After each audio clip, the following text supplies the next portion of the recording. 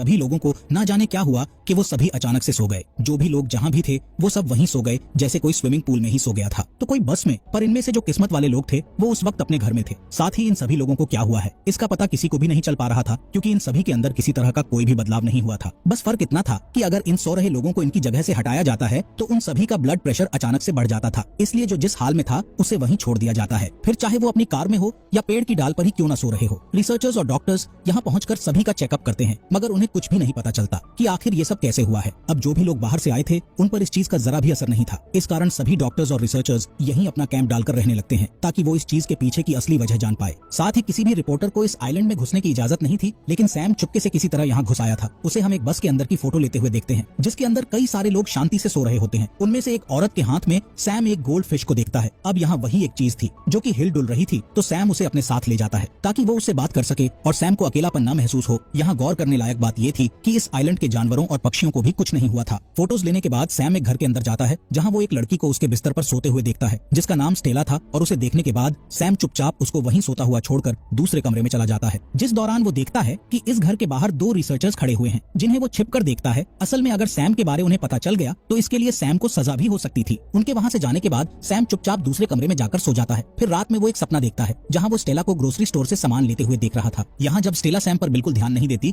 तो सैम उसे उसका नाम लेकर बुलाता है, जो सुनकर स्टेला उससे पूछती है कि तुम्हें आखिर मेरा नाम कैसे पता। जिसके साथ ही सैम की नींद अचानक से खुल जाती है। वो देखता है कि अब सुबह हो चुकी है और फिर सैम को हम रेडियो सुनते हुए देखते हैं, जिस दौरान वो सो रही स्टेला से बातें भी कर रहा था। फिलहाल अब सैम तैयार होकर फिर से कुछ फोटोज लेने के लिए निकल जाता है। बाहर आकर वो एक आदमी को देखता है जो पेड़ पर ही आराम से सो रहा था। इसके बाद सैम एक चर्च में जाता है, जहाँ कई सारे लोग मौजूद थे। सैम उन सभी की फोटो लेने के बाद वहीं बैठ जाता है, जिस बीच अचानक से उसकी वहीं आंख लग जाती है और वो सपने में फिर से स्टेला को देखता है। दोनों एक दूसरे के सामने सामने बैठे हुए थे, जहाँ स्टेला सैम से पूछती है कि क्या तुम यहाँ पैसों की लालच की वजह से आए हो? अगर ऐसा है तो अभी यहाँ से लौट जाओ। इस पर सैम उससे बताता है कि मैं यहाँ पैसों के लिए नहीं बल्कि तजुर्बे के लिए आया हूँ, जिससे मुझे बाद में पैसा कमाने में मदद मिलेगी। सैम के इतना कहते ही उसकी नींद टूट जाती है और वो चुपचाप वापस घर आ जाता है, जहाँ वो स्टेला की चीजों को देखने लग जाता है, जिसमें से उसे स्टेला की एक डायरी मिलती है जिसे वो रोज लिखा करती थी। सैम उसकी इस डायरी को पढ़ने लग जाता है और जैसे जैसे वो इसे पढ़ता जा रहा था उसे ऐसा लग रहा था कि मानो वो स्टेला से और ज्यादा जुड़ता जा रहा हो। सपने में स्टेला अब उससे काफी अच्छी तरह बातें करने लग गई थी, जिससे सैम पूछता है कि तुम्हें इस लंबी नींद के दौरान क्या महसूस हो रहा है। इस पर वो बताती है कि कभी कभी तो सब कुछ एकदम शांत लगता है, लेकिन कभी ऐसा लगता है कि मैं किसी गहराई में लगातार गिरती जा रही हूँ। वो सैम से बताती है कि मैं सबसे आखिरी में सोई थी, शायद यही वजह थी कि मैं उस वक्त घर पर थी। बाकी सबसे पहले मैंने अपने पियानो टीचर को सोते हुए देखा था। वो पूरी क्लास के सामने अचानक से सो गए और उसके बाद से इस चीज ने यहाँ के हर एक आदमी को अपनी गिरफ्त में ले लिया। फिलहाल ये तो सपना था, लेकिन हकीकत में अगले दिन सैम फिर से बाहर जाता है, जहाँ वो एक जगह एक कार को देखता है जिसमें काफी सारे गुब्बारे भरे हुए थे। वो जब इस चीज को अपने कैमरे में कैद कर ही रहा होता है, तभी वो देखता है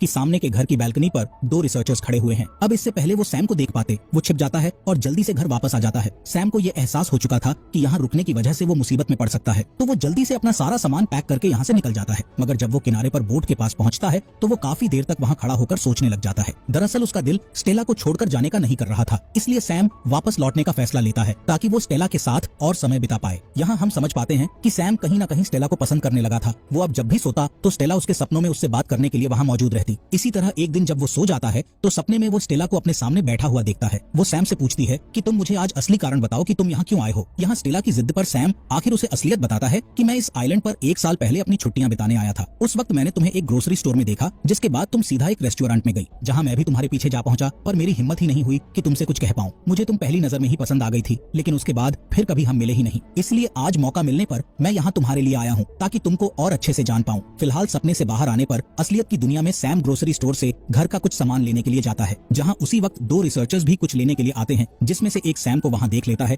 मगर सैम वहाँ सोने का नाटक करता है, जिसे चेक करने के बाद इन लोगों को जो भी लेना था वो लेकर चले जाते हैं। उनके जाते ही सैम वहाँ से अपने मतलब का सामान लेने के बाद काफी मजे करता है और फिर वो वहाँ सो रही कैशियर के पास सामान के पैसे रखकर चला जाता है। जब वो घर पहुँचता है तो सैम देखता है कि एटिक में भी कुछ सामान रखा हुआ है, इसलिए वो वहाँ जाकर देखता है तो उसके हाथ एक टेप रिकॉर्डर लगता है, जिसमें स्टेला ने अपनी पसंद और नापसंद के बारे में सब कुछ अच्छे से बताया था। कैसेटे का पहला साइड सुनने पर सैम को जानने को मिलता है कि स्टेला को काफी अजीब चीजें पसंद है, जैसे कि बिना सर की बार्बी डॉल, फ्लोटिंग फ्लेमिंगो और खास करके टाइपराइटर की आवाज उसे काफी ज्यादा पसंद है। इसलिए सैम स्टेला की सारी पसंद की चीजें लाकर रख देता है ताकि जब भी वो जागे तो ये सब देखकर काफी खुश हो। इसी के साथ स्टेला ने बताया होता है कि मुझे बीच पर एक लॉन्ग ड्राइव पे जाना अच्छा लगता है। ये बात सुनते ही सैम फिर से अपनी सपनों की दुनिया में चला जाता है, जहाँ वो देखता है कि स्टेला उसके साथ लॉन्ग ड्राइव पर जाने के लिए तैयार है, जिसके लिए स्टेला एक सोते हुए आदमी की कार में जाने को बोलती है, जिस पर सैम बोलता है कि हमें चोरी नहीं करनी चाहिए, लेकिन स्टेला का कहना था कि हम चोरी नहीं कर रहे हैं, बल्कि हम तो कुछ देर के लिए उसकी कार कार बोरो कर रहे हैं। अब यहाँ स्टेला की जिद के सामने सैम को झुकना पड़ता है और दोनों उस आदमी के घर घुसकर कार की चाबी लेकर आते हैं। ड्राइव के दौरान सैम देखता है कि स्टेला कितनी खुशदिल लड़की है। यही वजह थी कि सैम को उससे प्यार हो गया। अब जैसे ही सैम अपने इस सपने से बाहर आता है, वो देखता है कि स्टेला के घर पर कुछ डॉक्टर्स उसे देखने के लिए आए हैं। दरअसल ये लोग हर हफ्ते इसी तरह चेकअप करने के लिए आते हैं, जिन्हें देख सैम जल्दी से अलमारी के अंदर छिप जाता है। डॉक्टर्स स्टेला को अच्छे से चेक करने के बाद यहाँ से चले जाते हैं। उनके जाते ही सैम अलमारी से बाहर आता है और फिर वो स्टेला का हाथ पकड़कर उसके बगल में लेट जाता है। यहाँ वो स्टेला से काफी सारी बातें करता है, जिसके बाद अगले दिन सैम फिर से एटिक में जाता है, जहाँ वो टेप रिकॉर्डर का दूसरा हिस्सा सुनने लग जाता है, जिसमें स्टेला ने अपनी नापसंद के बारे में बात की थी। इसमें स्टेला ने खास करके अपने अकेलेपन को लेकर बात की हुई थी। वो बताती है कि भले ही मैं अकेली रहती हूँ, लेकिन ये अकेलापन मुझे बिल्कुल भी पसंद नहीं है। जिस बात के साथ सैम फिर से स्टेला से बात करने अपने सपनों में पहुंच जाता है, जहाँ वो स्टेला से कहता है कि मैं तुम्हें कभी अकेला नहीं छोड़ूंगा। साथ ही वो ये भी बोलता है कि हर किसी का एक सोलमेट होता है, तो हो सकता है कि हम दोनों एक दूसरे के सोलमेट हो। उसकी इस बात पर स्टेला बोलती है कि मुझे तो ऐसा नहीं लगता। यहाँ उसके इस जवाब से सैम को एहसास होता है कि शायद वो यहाँ फालतू की वजह के कारण रुका है, इसलिए वो एक बार फिर से यहाँ से निकलने की कोशिश करता है। मगर इस बार भी वो नहीं जा पाता, बल्कि वो वापस आकर स्टेला की पसंद की चीजें बनाकर खाता है। जिस दौरान उसे हमेशा की तरह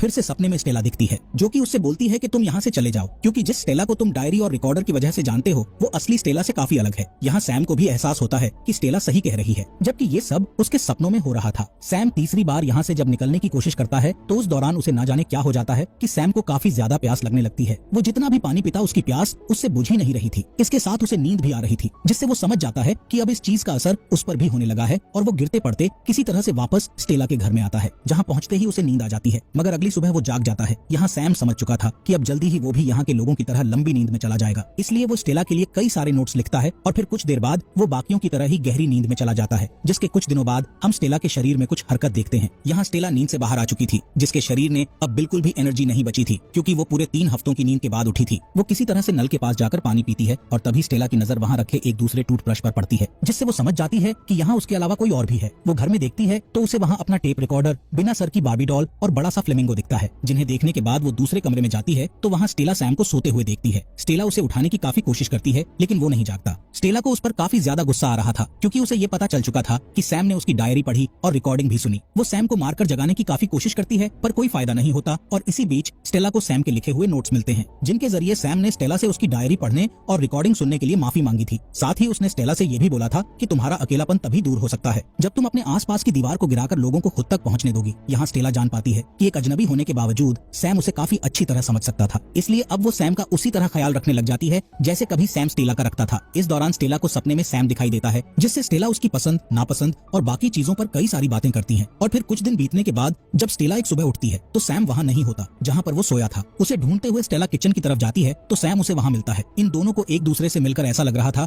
जैसे कि ये इनकी पहली मुलाकात ना हो, बल्कि दोनों एक दूसरे को काफी अच्छी तरह बातें कर रहे थे। उन्हें एक दूसरे के बारे सब कुछ पता था। यहाँ दोनों एक दूसरे से हाथ मिलाते हैं और फिर एक दूसरे की बातों में पूरी तरह से खो जाते हैं। अब मूवी के आखिरी सीन में हम बस में उसी औरत को नींद से जागते हुए देखते हैं, जिसके हाथ में गोल्ड फिश थी। यहाँ हम देख पाते हैं कि उसमें अब एक नहीं बल्कि 2 मछलियां थी, जो काम जाहिर है कि सैम का ही है। इसके जरिए वो बताना चाहता था कि इस फिश की तरह स्टेला अब अकेली